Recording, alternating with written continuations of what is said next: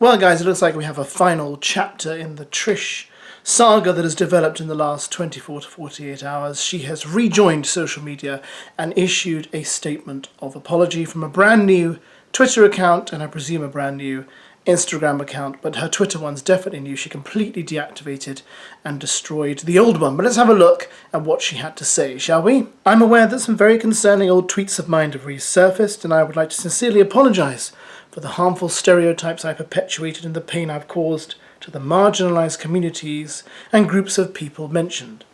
There are no excuses for the ignorance that I showed, and I'm deeply disappointed and embarrassed and ashamed that I once made such comments. I've come a very long way since by educating myself and being educated by others on the impact and harm these views cause. It is part of the reason why I'm so passionate about standing up for others and holding myself to a high standard of responsibility and accountability for my actions. I appreciate the support you've given me on the show, and I understand you feel disappointed. I know apologies can seem convenient in these circumstances, but I mean it from the bottom of my heart. I am truly sorry. I hope it is possible for you to offer me grace and believe that people can change. I am committed to being the person I am now, the person you've known me as, someone who speaks up, stands for what they believe in, and always is open to growth and accountability. Love, Trish. Now, it's interesting in that statement that she brings up the word grace and says, I hope you can give me grace.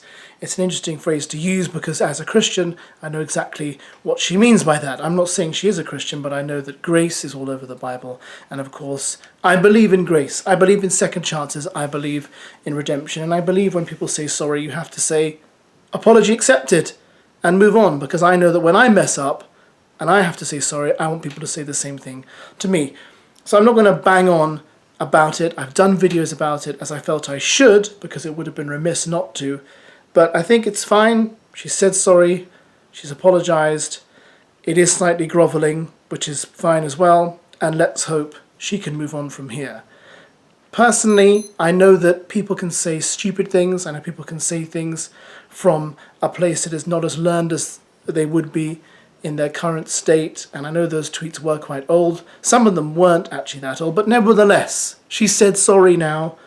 So we have to move on, right? We can't just keep bringing it up.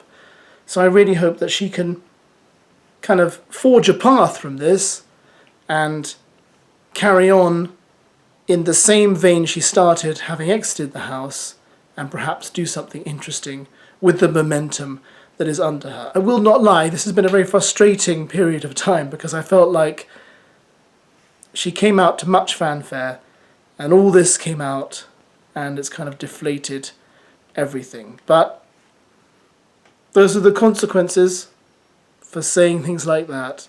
But let's hope we can all give her a second chance and move on from this.